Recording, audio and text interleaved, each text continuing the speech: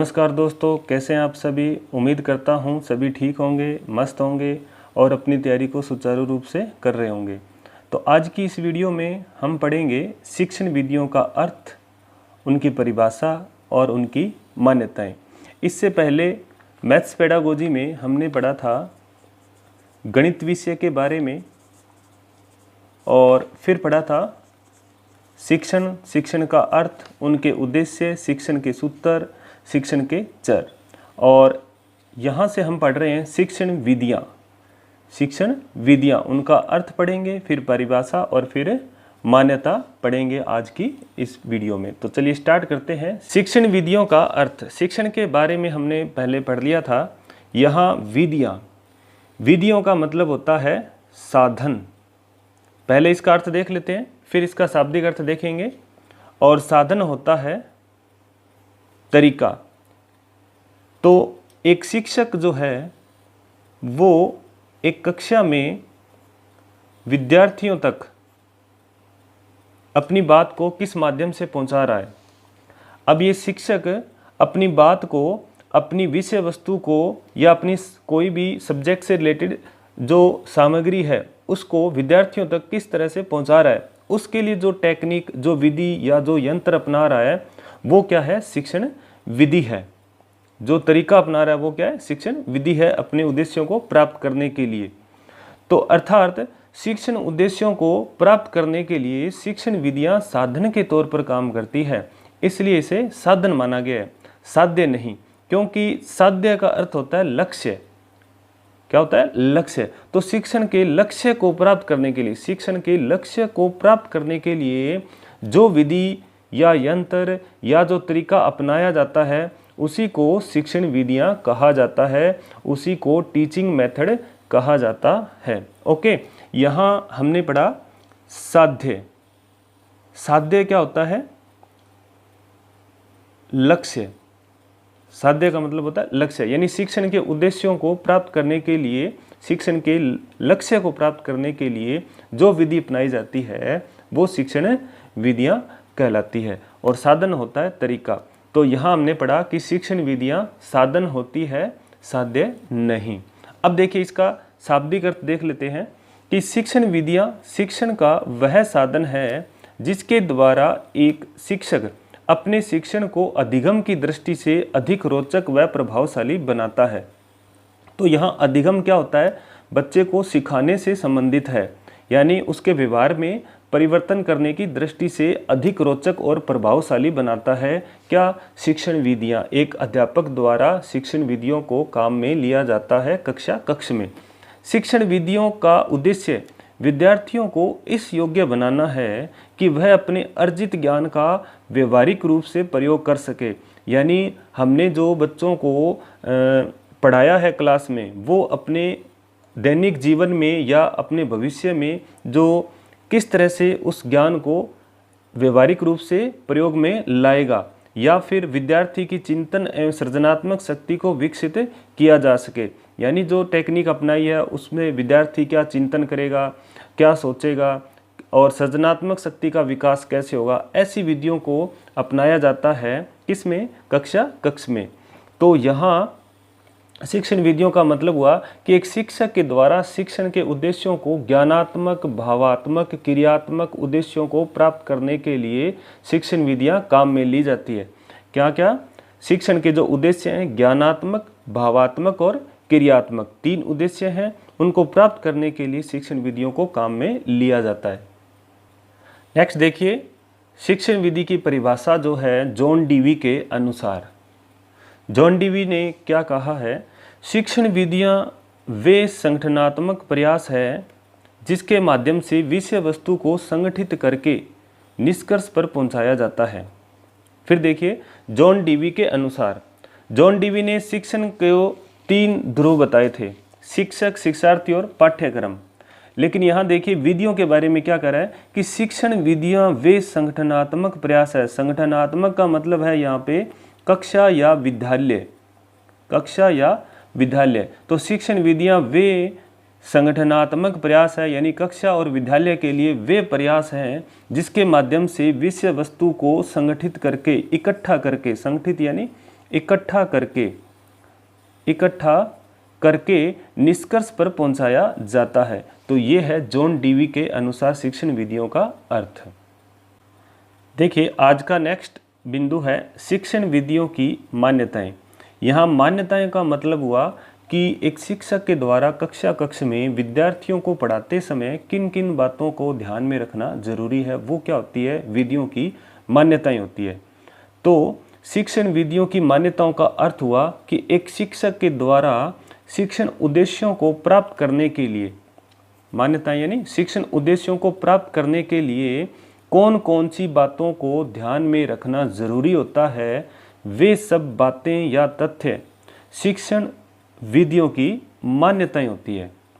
Okay, तो इसका जो पहला पॉइंट है वो देखिए क्या है कि शिक्षण विधियां शिक्षण उद्देश्यों को प्राप्त करने में सहायक होनी चाहिए। यहाँ उद्देश्य का मतलब हुआ बालक का क्या उद्देश्य है शिक्षा को ग्रहण करने का। जैसे आप अभी रीट की तैयारी कर रहे हो तो आपका उद्देश्य क्या है, रीट में अच्छे नंबरों से पास होना और एक गवर्नमेंट जॉब को प्राप्त करना। तो ये आपका उद्देश्य है। और अब आप कौन सी विधि अपना रहे हो इसको पढ़ने के लिए, आप क्या कर रहे हो, यूट्यूब पे मेरे द्वारा पढ़ाया गया आप जो ज्ञान प्राप्त कर रहे हो। तो ये विधि हो गई मेरे द्वारा दी गई। और आप अगर ऑफलाइन पढ़ते हो तो वो क्या हो गई, आपको ऑफलाइन पढ़ाने की क्या हो गई, एक विधि हो गई। तो आप उससे क्या कर रहे हो, अपनी तैयारी कर रहे हो, अपने उद्देश्य को प्राप्त करोगे। तो यहाँ शिक्षण विधियाँ शिक्षण उद्देश्यों को प्राप्त करने में सहायक होनी चाहिए, वो चाहे किसी भी तरीके से हो, चाहे आप मोबाइल से पढ़ रहे हो, चाहे आप ऑफलाइन से पढ़ रहे हो, चाहे आप एक अच्छी बुक से अध्ययन कर रहे हो। तो ये थी पहली मान्यता। अगला बिंदु देखिए 2 नंबर, शिक्षण विधियां मनोवैज्ञानिक तथा वैज्ञानिक नियमों की पालना करने वाली होनी चाहिए। यहाँ मनोवैज्ञानिक और वैज्ञानिक, शिक्षण विधियां मनोवैज्ञानिक तथा वैज्ञानिक होनी चाहिए। अर्थात मनोवैज्ञानिक का अर्थ है कि बालकों की रुचि, उनकी योग्यता, उनकी कौशल और उनके मन मस्तिष्क को ध्यान में रखते हुए शिक्षण विधियों को काम में लिया जाना चाहिए, उनकी बातों का ध्यान रखना चाहिए। और वैज्ञानिक का मतलब है एक व्यवस्थित तरीके से, अर्थात क्रमबद्ध होनी चाहिए। जैसे आप रीट की तैयारी कर रहे हो तो आप जो है वो एक क्रमबद्ध तरीके से कोई भी सब्जेक्ट की तैयारी करें, वो क्रमबद्ध तरीके से करना चाहिए। कभी कुछ पढ़ लिया कभी कुछ पढ़ लिया, ऐसे नहीं, एक सिस्टमेटिक ढंग से पढ़ना चाहिए।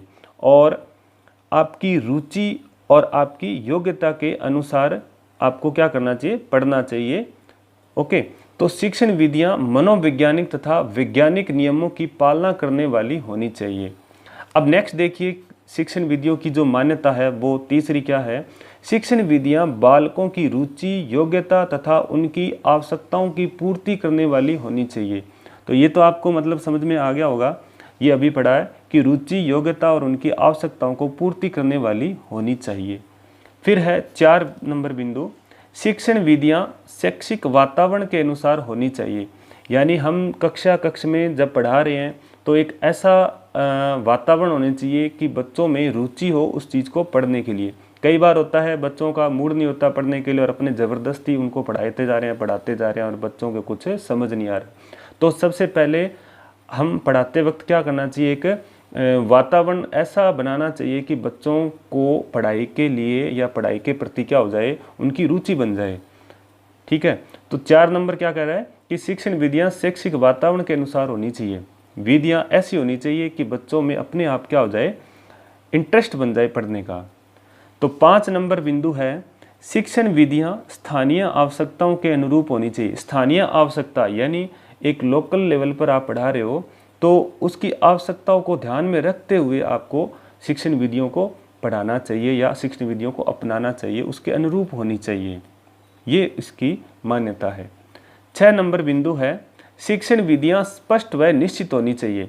यानी कक्ष में पढ़ाते वक्त शिक्षण विधियां ऐसी होनी चाहिए जो स्पष्ट हो, क्लियर हो, निश्चित हो। निश्चित का मतलब और स्पष्ट का मतलब यह यहाँ पे कोई डाउटफुल नहीं रहना चाहिए। कई बार ऐसा पढ़ा देते हैं कि बच्चों में डाउट ही रहता है कि हमें समझ ही नहीं आया। तो क्या होना चाहिए, एक स्पष्ट होना चाहिए, क्लियर होना चाहिए, बच्चों को अच्छी तरह से समझ आ जाए। तो ये शिक्षण विधियों की मान्यता जरूरी है। 7 नंबर पॉइंट अगर देखा जाए तो देखिएगा कि शिक्षण विधियां किसी शिक्षक के व्यवहार का दर्पण होती है, इसलिए प्रत्येक शिक्षक को शिक्षण विधियों का चयन करते समय व्यवहारिक दृष्टिकोण अपनाना चाहिए। क्योंकि यहाँ देखिए शिक्षक के व्यवहार का दर्पण होती है, शिक्षक के व्यवहार का दर्पण होती है, यानी एक बालक कक्षा में अपने शिक्षक को आदर्श मानता है, उसी के अनुरूप वो क्या करता है, शिक्षा को ग्रहण करता है। जो टीचर ने बता दिया उसी को क्या करेगा, वो ग्रहण करेगा। जैसे पहले अल्फ़ाबेट ABCD होता है, स्टार्टिंग में जब पढ़ाते कई टीचर ऐसे करते हैं, जैसे M को M बोलते हैं तो बच्चे भी उसको क्या करते हैं, अम ही बोलते हैं। तो ऐसा करना नहीं चाहिए, ठीक है। तो कोई भी विद्यार्थी शिक्षण करते वक्त अपने शिक्षक को क्या करता है, आदर्श मानता है। इसलिए एक शिक्षक को शिक्षण विधियों का चयन करते समय उनके व्यवहारिक, उनके दैनिक जीवन में उपयोगी वाली जो विधि है उसको अपनाना चाहिए। ओके, तो ये थी मान्यता कौन सी, 7 नंबर। अब देखिए नेक्स्ट 8 नंबर जो मान्यता है वो क्या है कि शिक्षण विधियां छात्र केंद्रित होनी चाहिए। यहाँ इस बात को आप समझ गए होंगे कि विधि ऐसी होनी चाहिए जो छात्र से संबंधित होनी चाहिए, छात्र केंद्रित होनी चाहिए, छात्र को ध्यान में रखकर ही ऐसी विधि अपनानी चाहिए। कोई ऐसी विधि नहीं अपनानी चाहिए जो उनसे भटक जाए, यानी छात्रों को या शिक्षार्थी को कुछ समझ में ही ना आए। तो विद्यार्थी को ध्यान में रखकर होनी चाहिए। फिर है 9 नंबर शिक्षण विधियों की जो मान्यता है वो क्या है कि शिक्षण विधियां लोकतांत्रिक मूल्यों की पालना करने वाली होनी चाहिए। लोकतांत्रिक मूल्यों की क्या होनी चाहिए, पालना करने वाली होनी चाहिए। अर्थात एक शिक्षक को तानाशाह के रूप में अपने विचारों को नहीं थोपना चाहिए। बहुत अच्छी बात लिखी हुई है कि एक शिक्षक को तानाशाह के रूप में अपने विचारों को नहीं थोपना चाहिए। यहाँ तानाशाह का मतलब क्या हुआ, अपनी मनमर्जी चलाने वाला। तानाशाह कौन होता है, अपनी मनमर्जी चलाने वाला, अपनी मनमर्जी चलाने वाला। तो कई बार क्या होता है कि कक्षा में आपने देखा होगा अध्यापक तानाशाह हो जाते हैं कि तेरी हिम्मत कैसे हुई, तू सिखाएगा क्या मुझे, तू कौन होता है। तो ऐसी या ऐसा कभी नहीं होना चाहिए। तो एक अध्यापक को हमेशा विद्यार्थी के हित में, विद्यार्थी को ध्यान में रखकर और विद्यार्थी के लक्ष्य को ध्यान में रखकर ही शिक्षण विधियों को अपनाना चाहिए। तानाशाह के रूप में कभी भी कक्ष में काम नहीं करना चाहिए। तो यहाँ शिक्षण विधियाँ लोकतांत्रिक मूल्यों की पालना करने वाली होनी चाहिए। सभी को ध्यान में रखकर शिक्षण विधियों को अपनाना चाहिए। तो 10 नंबर अब देखते हैं शिक्षण विधियों की मान्यताएं क्या है कि शिक्षण विधियां अपनाते समय प्रत्येक शिक्षक को इस बात का ध्यान रखना चाहिए या रखा जाना चाहिए कि वे विधियां एक से अधिक बालकों के लिए उपयोगी होनी चाहिए। यानी हमें पढ़ाते वक्त केवल एक ही बालक या 2 या 3 कुछ बालकों को ध्यान में रखकर नहीं पढ़ाना चाहिए। इसका मतलब ये है कि कक्षा में क्या होता है, जैसे 20 शिक्षार्थी है और उसमें से 5-6 ऐसे विद्यार्थी है या 10 ऐसे विद्यार्थी है जो बहुत ज़्यादा होशियार है, तो उनको एक बार बताने पे भी समझ आ जाता है। और 10 ऐसे बालक हैं जिनको 2 बार या 3 बार पढ़ाएंगे तब जाके उनको समझ आएगा।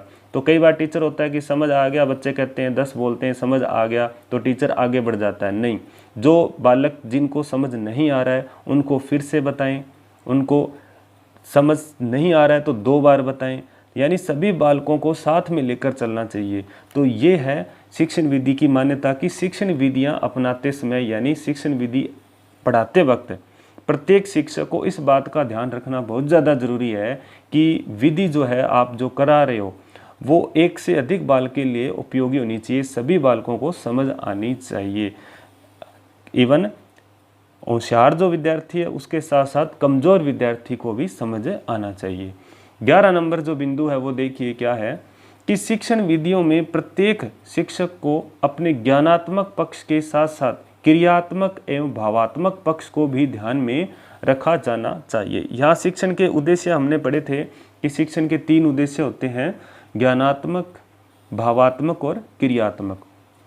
तो शिक्षण विधि की जो मान्यता है उसमें देखिए क्या लिखा है कि प्रत्येक शिक्षक को अपने ज्ञानात्मक पक्ष के साथ साथ क्रियात्मक, भावात्मक पक्ष को भी ध्यान रखना चाहिए। यानी ज्ञान देने के साथ साथ बालकों से क्रिया भी करवाती रहनी चाहिए। साथ साथ में मैथ्स का जैसे कोई क्वेश्चन करवाया तो बच्चों को एक ऐसा क्वेश्चन दे दें जो आपने करवाया उससे रिलेटेड हो, तो बच्चे उस क्वेश्चन को क्या करेंगे, हल करेंगे, उसका आंसर निकालेंगे। उससे क्या होगा, बच्चे क्रियाशील रहेंगे आपके साथ साथ। और भावात्मक पक्ष यानी उनको क्या होगा, दैनिक जीवन में उस चीज़ को अपनाने में कोई कठिनाई नहीं होगी, या उस चीज़ को क्या कर सकते हैं, भविष्य में यूज कर सकते हैं। ठीक है, तो ये है शिक्षण विधियों की मान्यता 11 नंबर। अब देखिए लास्ट जो है पॉइंट जो है अपना क्या है शिक्षण विधियों की मान्यताओं में, शिक्षण विधियां 12 नंबर कि शिक्षण विधियां क्रियाशीलता के सिद्धांत पर आधारित होनी चाहिए। अर्थात बालक स्वयं करके सीखे, या क्रियाशीलता मतलब क्या हुआ, बालक स्वयं करके सीखे, क्योंकि स्वयं करके सीखा गया ज्ञान अधिक समय तक क्या होता है, स्थायी होता है। तो ये था शिक्षण विधियों की मान्यताएं। यानी एक अध्यापक को कक्षा में शिक्षण करवाते वक्त किन किन बातों का ध्यान रखना चाहिए, उन सभी को यहाँ बताया गया है। तो कक्षा में शिक्षक के द्वारा सिर्फ पढ़ाना, इसके अलावा भी बालकों को समाज के बारे में बताना चाहिए, समाज के हित के बारे में बताना चाहिए, मानवीय मूल्य क्या होते हैं, सामाजिक मूल्य क्या होते हैं, सामाजिक क्रियाएं कौन कौन सी होती है, इनके बारे में भी उनको एक्टिव रखना बहुत ज़्यादा ज़रूरी है। साथ साथ में उनको मोटिवेट भी करता रहना चाहिए। तो ये है शिक्षण विधियों की मान्यताएं, शिक्षण विधियों का अर्थ और परिभाषा। तो आज की वीडियो हमने पढ़ा शिक्षण विधियों का अर्थ, उसकी एक जॉन डीवी की परिभाषा थी, और फिर शिक्षण विधियों की मान्यताएं, यानी अपनों ने कितनी पढ़ी, 12 मान्यताएं पढ़ी। तो मेरे प्यारे विद्यार्थियों, आपको वीडियो कैसी लगी, अच्छी लगी हो तो इसे लाइक ज़रूर कीजिएगा और अपने मित्रों के साथ इसे शेयर भी ज़रूर कीजिएगा। और इससे पहले मैथ्स की जो आपने क्लास नहीं देखी है, वीडियो नहीं देखी है, तो आप चैनल की प्लेलिस्ट में जाके मैथ्स पेडागोजी के नाम से देख सकते हैं। वहाँ शिक्षण विधियों के यानी गणित विषय के बारे में बताया गया है और शिक्षण के बारे में बताया गया है। तो नेक्स्ट वीडियो में हम पढ़ेंगे शिक्षण विधियों का प्रकार और आगमन विधि और निगमन विधि। तो मिलते हैं नेक्स्ट वीडियो में, तब तक के लिए जय हिंद, जय भारत।